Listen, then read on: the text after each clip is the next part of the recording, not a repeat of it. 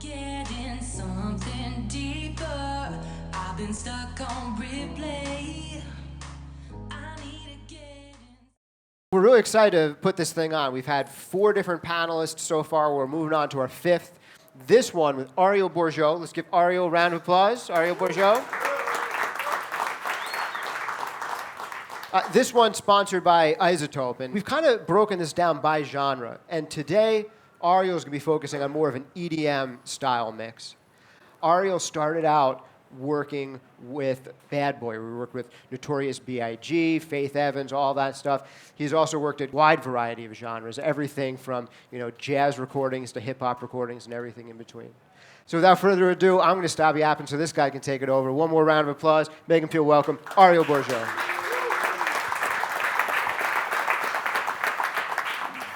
Thank you all for coming out. I think with EDM, I think there's a misconception with how it's mixed, and I kind of want to take the mystery out of it. I don't mix loud. I still believe in headroom, and I still believe in mastering engineers doing their job. I'm going to talk about this record that I mixed for 3 gentlemen named TKDJS, which are somewhere in the crowd. The record's called Rolling. And I'm going to start off by saying that I mix very untraditional. I come from the analog days, so for me, the hardest thing, I've been in the box for about 5 years. I'm well-versed in analog. My favorite console was the SSL, and I've mixed on SSL consoles for a very long time. The hardest thing with my in-the-box mixing was understanding how to get that sound in there. Probably within the last 2 years, I feel like I finally figured it out. Maybe a little bit longer than that. But 2 years, I really felt comfortable to the point that my mastering engineer was like, I think your stuff sounds way better. So I've been doing some traveling, and this is basically the rig that I'm bringing with me. I mean, not the Apollo, of course, but I have the satellite. I'm bringing that with me, and that's what I've been mixing on. But the beauty of it is that I can start a mix in the studio, and then I can travel across the country, pick up where I left off, and I'm good.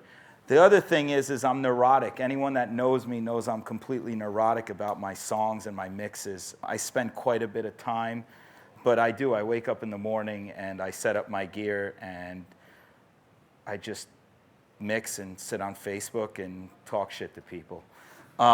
So I'm going to, instead of kind of working in the way that I'm pulling faders up, we're going to break the mix down a little bit. And I'm going to show you guys, the one thing that took me a long time to understand as a mixer is what not to do. And I think the older you get, you realize that there's things you don't have to do so much. And when you're first starting out, you have all of these plugins, and you have so much gear and whatever you need to do, and you feel like you have to use everything. And you're going to see that it's a little complicated, but it's not super complicated. But I'll play the record. You guys let me know what you think. Everyone's probably looking. A couple of people are going to ask me the Pro Tools question. I am a Pro Tools guy. I am a full-blown Pro Tools addict, and I should explain why there's Logic on the screen. I'm married to Pro Tools, and Logic is my side chick. The reality is that I can't get rid of Pro Tools. I'm married. But nowadays, a lot of producers are using Ableton and Logic, and these fellas used Logic. And to make things easier, they were able to set up the mix for me and give me a good roadmap. And of course, the first thing that it starts off with, guys and gals, is production. If the song is not good and the production sucks, like, you can't polish a turd, right? There's no way.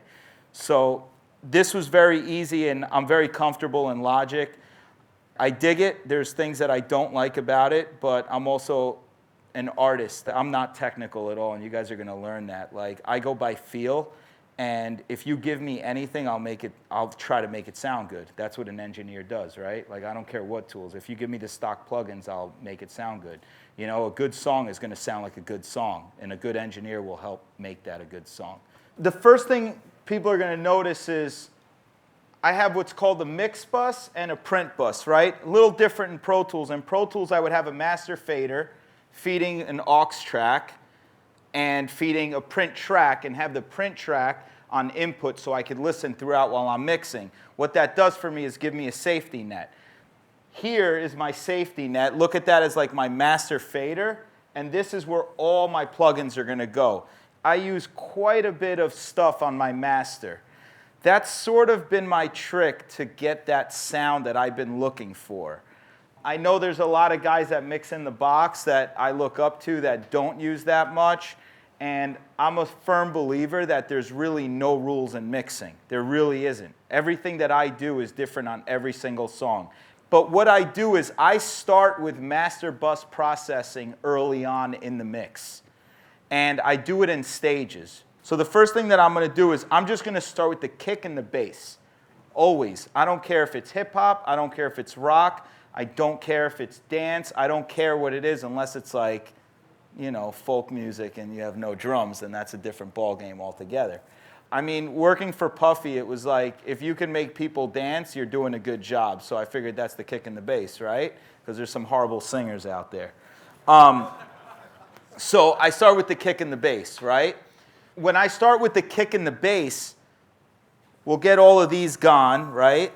I don't know if you guys know about this, Magic AB. I use this all the time. It's a reference. All you do is you import your reference tracks and you can reference songs in there. Pretty cool. I used it because what I wanted to do, and I do want to talk a little bit about this, is the importance of communication with the producer. Michael from the producers from TKDJS, him and I were in constant communication during the process. I downloaded his notes, and they're actually amazing. Like, if everyone gave me notes like this, I'd be the happiest camper. So you could literally see, like, he gave me pretty good notes and gave me a direction of what to do.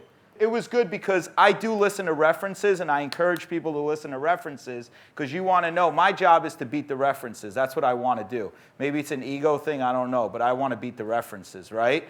Calvin Harris's stuff usually sounds really good. I'm sure he's paying some engineers some top dollar for his stuff. I went and listened to the references. What I didn't do is I didn't import them. I feel like I'm at a stage in my career, and this is really not an ego thing at all, but I feel like I'm at a point in my career where I want my own sound. So you're hiring me for my sound. So at the same time, I'm going to go in the direction. Like if they say to me, you know, I really like the bass on this record, but I like the way the kick hits on this record. I take that into consideration, and I do go crazy. I listen to the stuff like in the morning, at night, and I do listen to the references. I always ask the client, right, Mike, ahead of time to send me the stuff. And they give me the files ahead of time, and I listen to this stuff. I want to get into the mind of a producer. And I think that I came from that background. The first people I worked with were the hitmen. Puffy would throw me in the room with like producers and be like, yo, just go in there and record them. And you worked with producers. I wasn't working with the artists. I was working with the producers. So I learned how to be their best friend. And then really my first job that I really got down was with Just Blaze. Like before he was as big as he is now, we would get the studio in the middle of the night and I would learn how to work with the producer. And you learn that this business is, you're catering to the client. That's what it is. You're working for the producer. It's a blue collar job. I don't care what anyone says. It's not a glorified job for sure. So my job is to really get into the mind of the producer and make them happy and make sure that their vision is seen. So that's why when I said to you guys earlier, Logic is because they work in Logic and I was able to get the files in a state that they were pretty happy with what they had in there. So my job was to take that and enhance it. So these are the notes that I got. They were great notes. I mean, if you can't tell from that, it was pretty easy to tell, like, okay, I got a great direction, right? So if you notice, I do have an L2 on there. The reason I have an L2 is not because I'm mixing through it, because that's a no-no. It's because I'm actually using it as a reference. I'm constantly listening to my stuff through a limiter, especially on dance records. I am spoiled. I've been working with the same mastering engineer for over a decade, so I can actually make constant changes and drive him crazy. I'm sure he'll tell you the same thing. I'll be like, Rick, you got to do this again, man. I'm going to send you another version with a kick down or a kick up or a vocal down, and I'll drive him crazy, and he'll do it. Thank God for that. But I'm listening through the limiter because I want to see how hard my stuff is going to hit through a limiter. I get an idea, so I'm constantly flipping back and forth, and sometimes I'll compress it even harder just to hear. But if you notice, it's really at the end of all my stuff, and I'm constantly going to focus on this master chain because this is like really my sound. So the first thing that I do is I'll open the drums. Then we're going to start real basic because I'm going to really focus on the low end here, right? Because here's my theory. My theory is if you get the kick and the bass right and the drums to sit right, I feel like the mix just comes together so much easier. So I'll spend most of my time on the drums and the bass. It just makes the most sense for me. I don't know, maybe it's because I'm a New Yorker and I come from hip hop and I love that boom bap shit. I don't know. But it works, you know? Listen, I don't care, anyone can argue with me. The best rock mixers were all hip-hop mixers, and I could name them, or dance mixers. So for me, it's getting the kick right. So if you look over here, right, I have a couple things going on. I have a kick bus, right? I have one kick, and then I have a parallel kick. And that's feeding the kick bus, which I'm also processing on the bus itself. But if you notice, the drum bus also has a slate virtual tape. And it depends what mood I'm in that day. If I'm pissed off at waves, I'll use slate, and if vice versa, you know? So on this mix, I use the slate. I love the 4K, the SSL 4000E. I love that setting. I love the 4000E. I've worked on it a bunch. I love the EQs. It's got a grittier sound than the G. So first thing I do is I have this for the drums, especially when I'm getting my kick sound and my bass sound. And then I put this on right away. I have this going on, and I could still align a tape machine, so I'm very comfortable with it. I have a +6, half-inch, 456, standard. I tweak it a little bit compared to the, you know, how I want it to sound, and that's what I got. So I start with these two plugins, right? So right away when I'm getting my drum sounds and my bass sound, I'm running it through this, right? So let's hear what that sounds like, and I'll play the stuff flat. So here's the kick. I'm using a standard EQ with some stuff taken off the low end, a nice little high pass. I'm not even sure what is that, 30 hertz? It's making a difference. Like I said, I'm not technical. I just tweak until it sounds right. So this is what the kick sounded like before. Right? Let's take the master stuff off while I'm doing it. That's kind of what it sounded like, right? There's a good kick. There's nothing wrong with it. But my job is to make it sound good in the mix, right? So we put this on. The pull tech, this is across the entire kick. Is that the drums? This is the kick bus. All right, so we put this on. Now, mind you, I also have this, and I put this on right from the beginning. Now, I probably, from the looks of it, I definitely tweaked the input on this. I decided to pick 30, the FG9. We get the pull tech. We're going to turn that on. This is the Universal Audio, the DBX160. I remember my years working at the cutting room that it was some of my favorite outboard gear, especially for kicks and snares. It's really punchy, and you're going to hear that right now. Right? I mean, mind you, I cranked, you know, there's a bit more output gain on, but you can hear the punch of it, right? So that's what I'm doing on the kick for there, right? The parallel kick is interesting.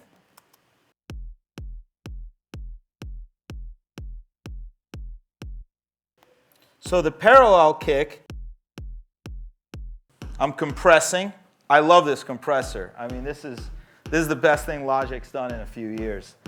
So if you notice, I got the auto gain off. I'm not even adding any gain to it. I don't really care, you know? Like people are like, well, what if you're like compressing it and you got to bring up the makeup gain? Use your ears, right? That's your best thing. So the attack is as fast as it goes. The release is pretty fast, right? ratio, I'd say it's about 4:1. The cool thing is this little thingamajiggy right here, the distortion, right? It actually makes a huge difference. It's going to make it a little bit louder, but it's also going to add a little bit of harmonics to it, which is nice, right? So, right? And then I got like a standard, I'm not afraid of stock plugins. I told you, I'm an engineer, I'll work with it, right? There it was without it. There it is with it, right? You add that with this. Or you could just do that, right? So now the next thing I got is my bass. And again, a lot of you are going to notice, I'm not even kidding you, I saw like some video, I don't know if you guys saw this, with Phil Tan mixing Rihanna's Diamonds.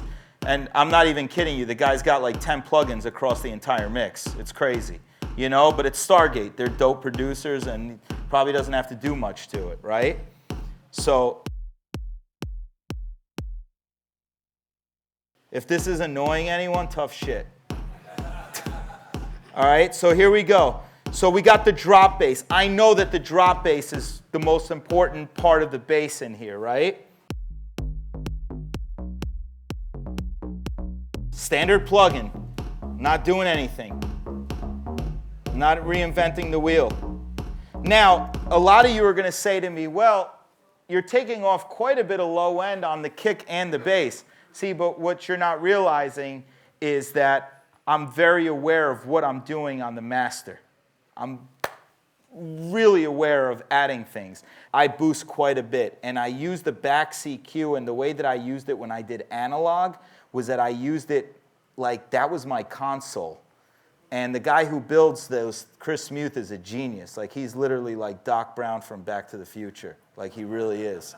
It's a Baxendall curve, which if you guys, I'll make it simple. I'm not going to go into school shit right now. But it's, for those of you that remember the bass and treble on a car radio, that's pretty much the curve. It's a wide curve. And I think it was like, car radios were like 300 hertz, and maybe the treble was 5K.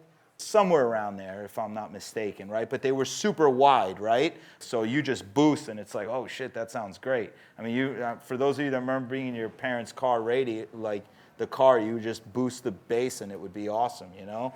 So you thought, then you became engineers, and it was like, oh shit. So the same thing, right? The bass. I got a virtual tape, and you could tell anything that's grayed out, I tried, and I'm like, didn't work for me, right? So I got the same thing going on. So now we pretty much have this going, right? And then I started adding some of the other stuff. There's another EQ in here.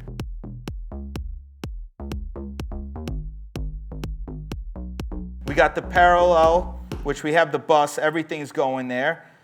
So let's just put here's the drums. And I'll just solo the bass bus.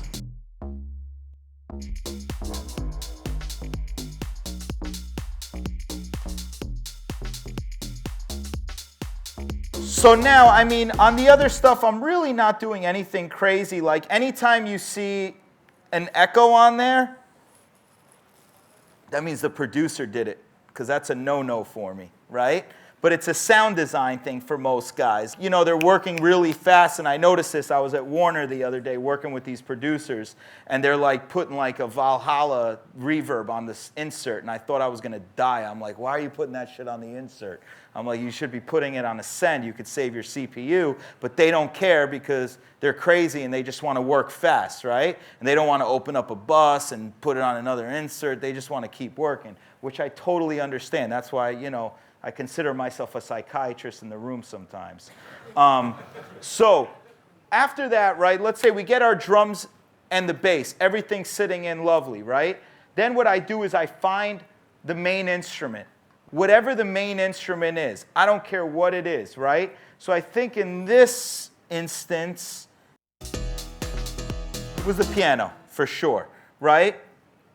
Everything else I don't even worry about. When it comes to effects and EDM, I always tell the producer, set it up the way that you want. You could even send me a stereo track of it, like all the whooshes and white noise and all that shit. Honestly, sometimes I get stuff that's like 40 tracks of that alone, and I'm like, are you kidding me, man? I'm not gonna mix this. Like, this is crazy. Like, I'm not gonna put a tape saturator on this. It's just noise, right? It's ambient effects. So I'm being funny about it, but really it does annoy me. But what I do is I ask them to put it on I ask them to put it on a stereo, right? And the stereo, basically, I just put it in, and it's leveled to the way that I want. Because honestly, like, there's been points where, like, I did mix 37 tracks of noise one time, and that was like all the mix changes. And I got to a point where we were like on round 9, and I was like, and it was all about the effects. And I was like, you know what? Like, I'm not doing this again. Like, you got to set this up for me, set it up yourself. And honestly, as soon as they sent me the stereo, it was like no changes. It was brilliant. So I go for the main instrument. The piano, right, is interesting what I did. There's a couple parts of the piano. There's the drop piano, which we have here. Now, here's an interesting part about Logic that's pretty cool. They have binaural panning. How many people have no clue what binaural panning is? Okay, so what binaural panning is basically instead of going just left and right, you're able to move around the human head. There's a lot of phasing going on with this, so you got to be really careful. But what happened was I studied Chad Blake's work a lot. I think he's one of the most badass mixers on the planet, and I tend to study guys that are all in the box, like Serban and Chad Blake and Phil Tan and guys like that, because I'm like, those guys clearly come from analog, and how do they make their shit sound so good? I have no idea, but I'm studying it. And Chad Blake does a lot of binaural panning, but he records it that way with a $9,000 microphone head made by Neumann. That's basically a head with 2 microphones inside the ears, and it's supposed to emulate what a real human hears. So he'll use it as a room mic, and I tried it on here. It worked. So if you see this right here, if I double click, you can actually see. Now, I'm going to mess this up for a minute, but what's so cool about this is you can move it around just like that. You could go like this. You can go like this. You can go like that. I mean, it's pretty neat what it does. The biggest thing you have to worry about is phasing. I can't stress this enough. Check your work in mono. For one big reason, most club speakers are in mono. I don't know what they are here. Are they mono? Stereo? Stereo. Holla.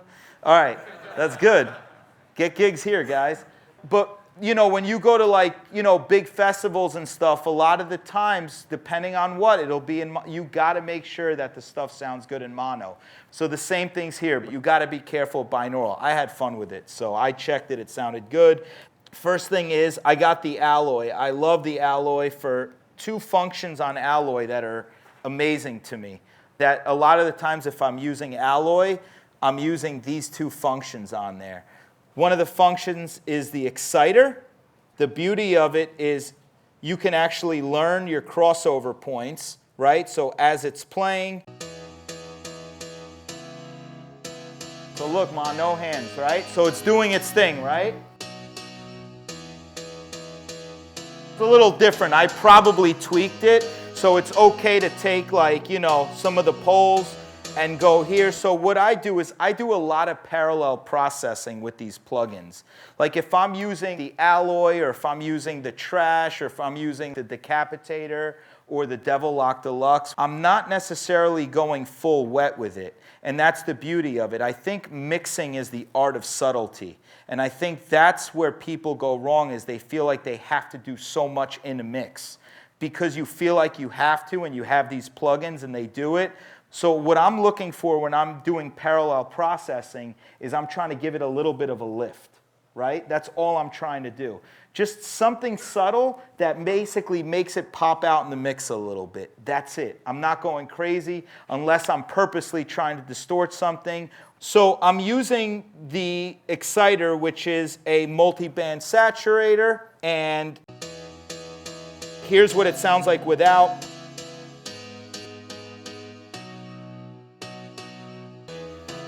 And what you guys have to understand is, yes, I'm soloing things now, and I guarantee you that if I ask people what sounded better, they tell me that without the exciter.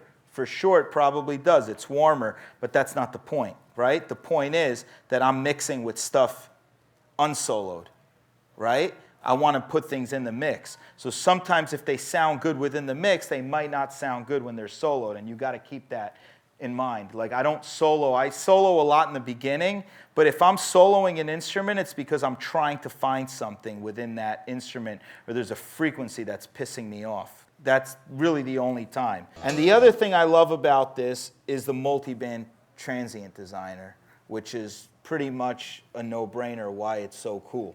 I have this going. This is what it sounds like without it.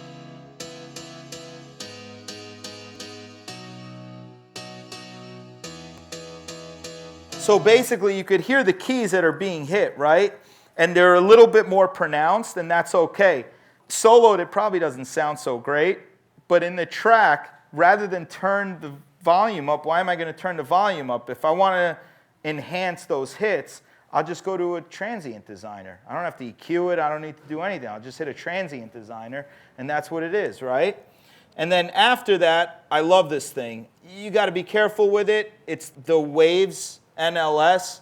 The drive gives it a little bit of crunch, which I like.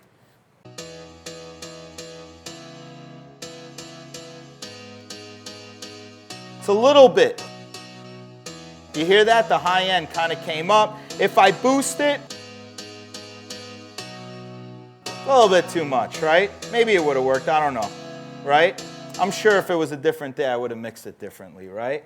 So that's pretty much on the bus. Now, if you notice, there's an effects thing here, which I'm doing the binaural. I didn't need to do anything. The guys did a good job. I'm blending it with this. Right? If I take this now on the regular one, I'm realizing that I have that high-end piano. So I'm being aware of that. So I'm not going to do anything crazy to this and add crazy high-end. Metric Halo, I love their channel strip. It's a really nice EQ to boost. I really like it for boosting purposes. It's, I guess, what audio nerds call musical. Still don't know what that means, but it's musical. It's pleasant, right? It just sounds nice. I read an article about 10 years ago that Serban uses it, and anyone that knows me knows that Serban's like God. I think he's one of the dopest mixers. And I read an article, which is, you could find like 2 articles on Serban, and they're both the same fucking article. So I'm not doing anything crazy. No, I'm just EQing, just adding a little bit. The cool thing is,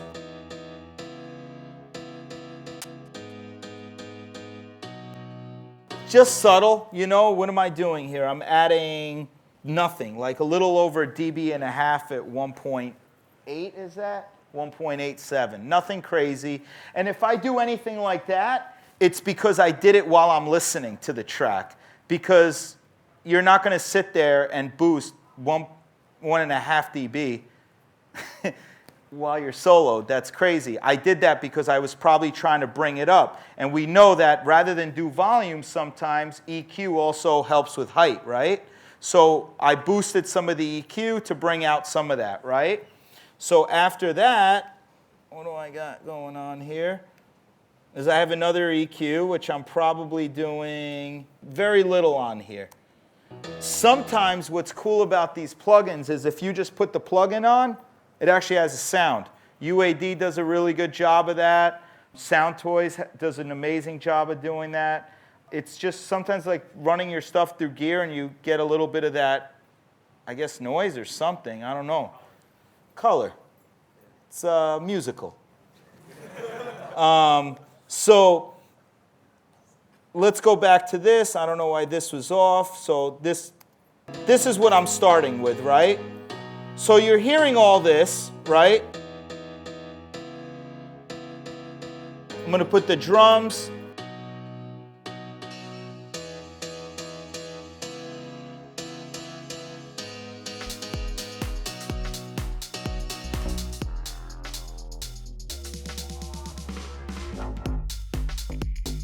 So that's what we got. We got the groove, right? Now, on this particular mix, I know what I did. I remember it, was that I put a compressor right away. I used to be real heavy-handed on the master compression. I used to have an SSL. I still have it. I have a G-Bus compressor, right? I love it. It looks good. It's like an ornament now, right? But I used to really, really use it. Anyone that's using SSL knows that the harder you hit that compressor, the better it sounds, right? So you can't do that on digital. I don't know why. It just doesn't work the same, right? So you have to be more subtle. Does that mean that you can't get great results? You could get great results, right? So what I'm using here is one of the coolest plugins to come out was the UAD, the Shadow Hills. I'm familiar with this because before Ricardo, my mastering guy, moved to digital, he has one of these. It's actually collecting dust in my mix room now. It's another ornament, it feels like. Expensive one. I learned it just by fiddling with it. I know what the analog one sounds like. If you notice, you have two types here. You have optical, which you know that the harder you hit optical, the slower the release is, right? So what I'm doing is I'm using the discrete setting. I took optical out. As crazy as this looks, it's really not that complicated, right? I could explain it to you in 30 seconds. I don't want to compress that much. So what I'm doing is I'm doing a really slow attack, right? And a super fast release. I want it to get out of the way, right? So here we go. So this is without.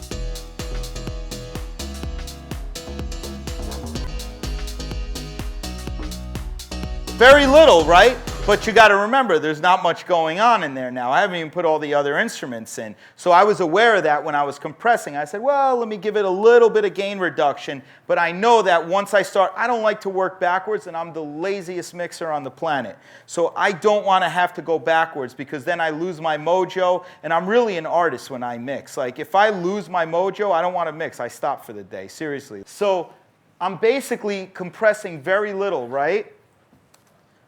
But here's where it gets interesting.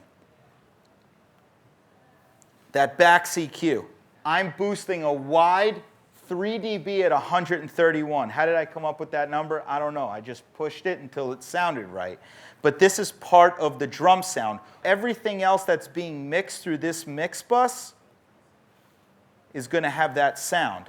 So every EQ move I make moving forward, whether it's on the vocals, whether it's on shakers, whether it's on, I don't care what you give me, it's going to have that sound. So the minute you finish the mix and you take that off, forget it, your mix is collapsed, right?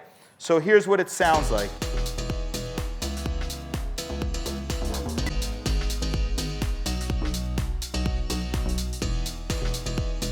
Right? But what else did I do? I bought back some stuff that the compressor was taking away, right? But I'm doing very drastic moves. The one thing that I do tweak throughout the mix, and I do tweak going towards the end of the mix, is this, is the cut. That's a high pass, right? And I'm taking out things that are from 43 hertz and below. It just works. I don't know what it does, the back CQ. It's a very interesting thing, but it seems to lift it up or something when you get rid of that mud. But I'm also taking out some highs. I'm boosting about 1.5 dB wide curve. And when I tell you it's wide, it's not like this, it's like that. Literally, it's everything that's before and after is getting lifted up, right? I'm doing that at 2.5. It's a little bit of a harsh frequency. That's cool. But watch what happens if I boost more of this. Where are we at? 1.5? Right? But I know analog, so I know what I need to get rid of. So let's do 1.5.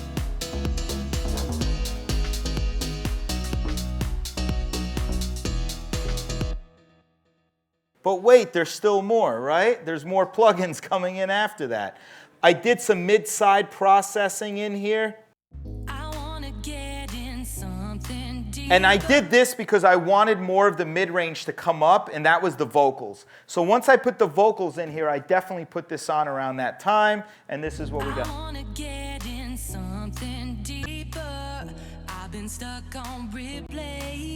And it brought them out a little bit. It gives it a perception of some wide. And then after that, this I use religiously on all my mixes is this exciter from iZotope. I just got 7 like a few days ago, so I haven't been able to mess with it, but that's next week for sure. I got a couple mixes that I'm going to start next week. I got an album I'm working on, so I'm definitely going to get on it. But this is the one thing I do use on quite a bit of my mixes. It's, I don't know, you can call it cheating, but it's amazing. I use it on stereo. It's a harmonic exciter. I use it across the whole mix, and this is what it sounds like. I wanna get in something deeper.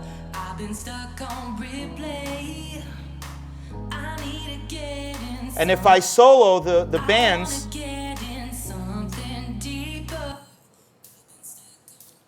and if you guys notice, I'm doing parallel. I'm only adding 30% here, 18% here, 15% here. I rarely use these two, but for some reason on this mix I did. Why is that? If you notice, there's been quite a bit of low end taken off the mix on the backs and on the brainworks. So I bought some of that back, but it's all musical, you know? Like I added some of that stuff back in, right? So we have that. Get in something deeper. I've been stuck on replay.